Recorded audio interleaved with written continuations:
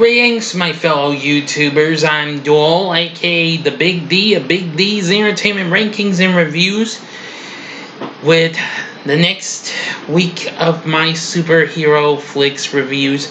Now, of course, I'm reviewing DC Comics flicks. However, of course, I want to mention I am up to the bigger ones. But however, I'm not going to be reviewing, well, certain others, because like Constantine and V for Vendetta and Watchmen. Now I am confirming I will be doing Watchmen next month, okay?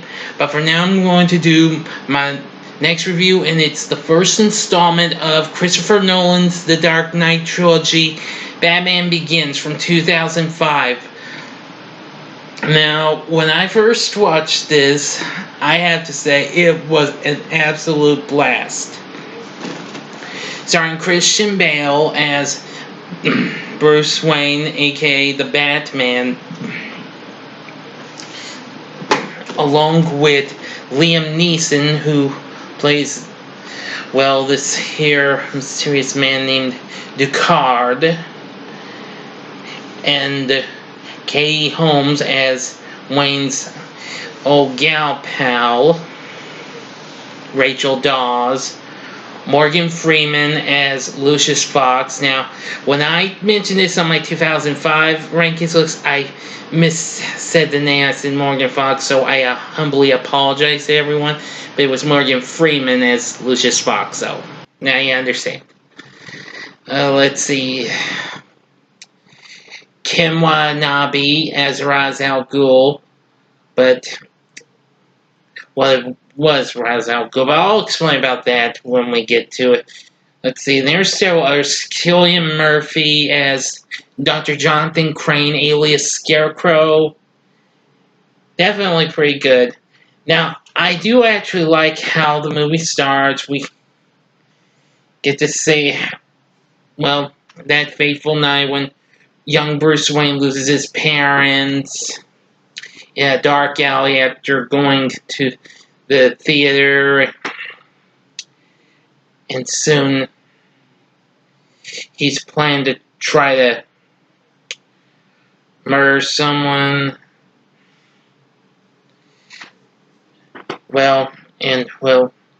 Soon he is captured and is sent, to a mysterious land somewhere in Asia, I believe, where he is imprisoned and meets Ducard, and he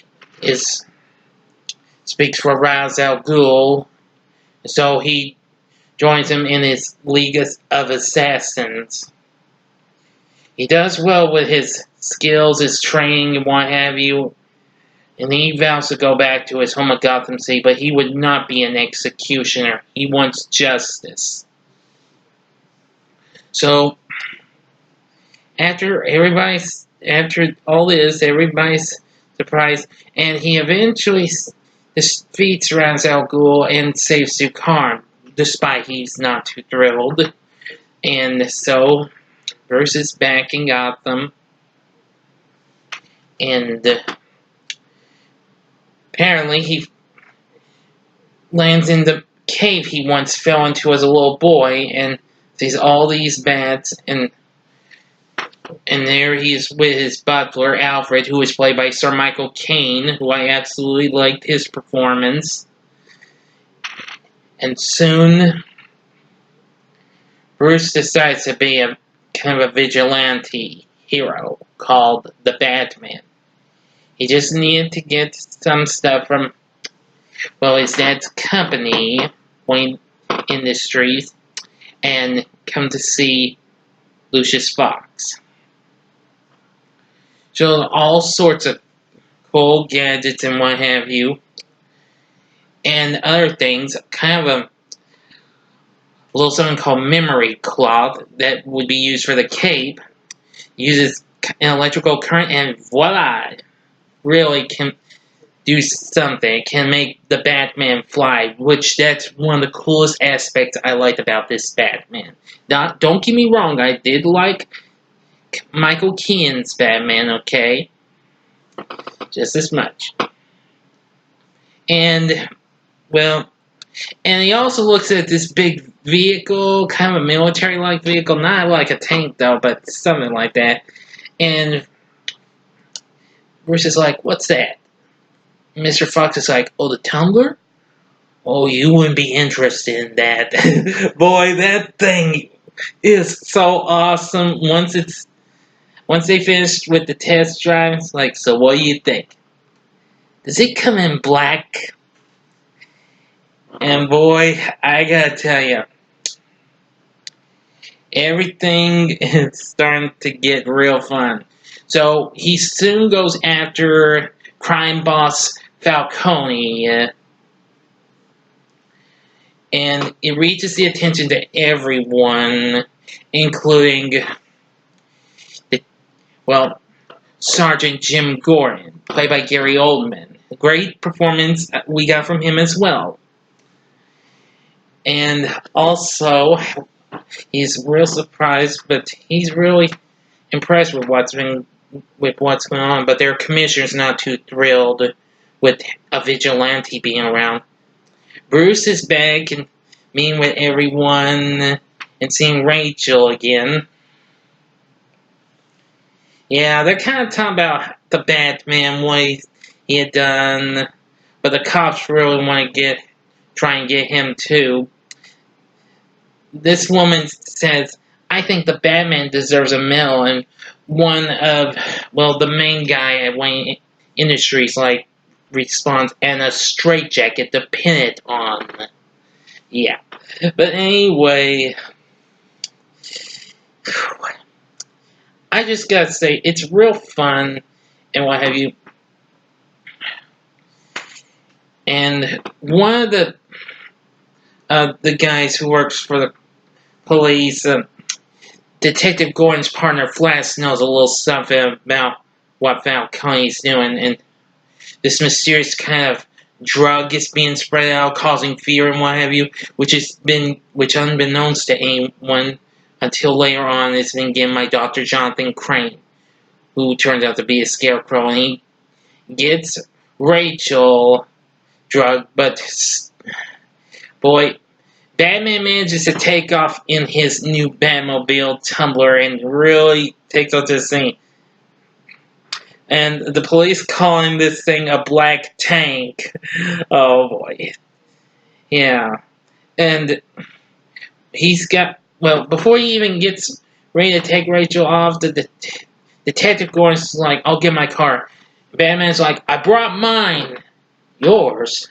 And he sees it, gets into it with Rachel and speeds off. And Detective Gordon's like, "I've got to give me one of those."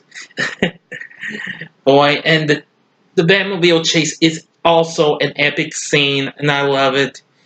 Batman manages to get Rachel cured and manages to get everything, but soon after that, Bruce is having a bit of a birthday party, but unfortunately he's acting like a kind of a crazy person and wants him to leave, and soon he meets a mysterious person that's kind of like this beard like Ra's al Ghul, but soon he hears the voice of Ducard, who apparently turns out to be the real Ra's al Ghul. Yes, using cheap parlor tricks to consume his true identity. Yeah. And manages to even the score, Bruce, causing his crew to burn down his home. But soon he and Alfred manage to escape and everything. Now, I am going to mention about the ending, so please stop this vid. I'm going to give you 5 seconds to stop the vid before I continue. Here we go in 5 seconds. Okay, now, the ending to the movie, I'm going to say, is real good. It's pretty epic. He manages to get his equipment ready, and,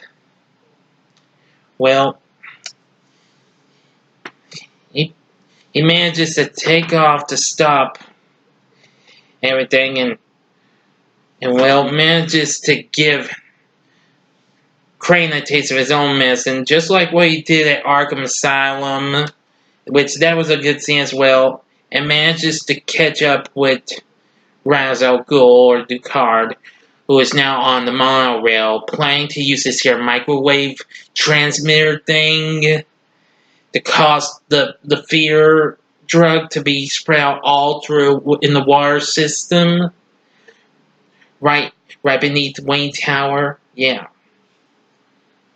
But he manages to stop him. Don't have to kill you, but I don't have to save you, Batman says, and then he makes off, and with the help of Detective Goring, he manages to use the Batmobile and control to stop the monorail from going through Wayne Tower, and the monorail is destroyed, and Ducard Ra's al Ghul is defeated. Well, and in the end, he managed to make Lucius Fox the big guy running Wayne Industries, considering he was fired by, I forgot his name though, I apologize. And he couldn't understand, but he gave Fox that guy's job. And then he says the same thing that he said to him earlier. Didn't you get the memo? Yeah. In the end, they hope to fix up Wayne Manor if they can, and Rachel leaves and realizes she really wants to be with Bruce. Well, maybe when the world in Gotham no longer needs Batman. It could happen. And then Detective Goring, well, it's Lieutenant now. Well, he was Sergeant first, but now it's Lieutenant. Yeah, it's Lieutenant in the end. He's pretty happy. He got a bad signal fixed up. And, well, they still haven't managed to get Dr. Crane. He managed to escape. But they could make it perfectly well. But what about all the other things? He would take care of them. Now, in the end, he gives him a little something for his next job. Mysterious guy gives him his calling card. The card has Joker on it. Yeah, he'd look into it. And here's the final line. Gordon's like, I never said thank you. Batman's like, and you'll never have to. Then jumps off the roof and flies off, and that's how the story goes. Batman Begins was a pretty big hit at the box office. I have to admit, I absolutely loved Batman Begins. I have watched it numerous times. It's been a long time since I last watched it. I hope to watch it again sometime. But again, this is probably one of my absolute favorite Batman movies, aside from the Tim Burton's Batman movie. And the follow-up to this, 2008's The Dark Knight, which would easily be a monster hit. But anyway, what were your thoughts on Batman Begins? Let me know in the comments section. Like and subscribe to my channel, and thank you for watching. Next time, I'll be doing a review of The Dark Knight. Until next time, I'm the Big D saying, see ya.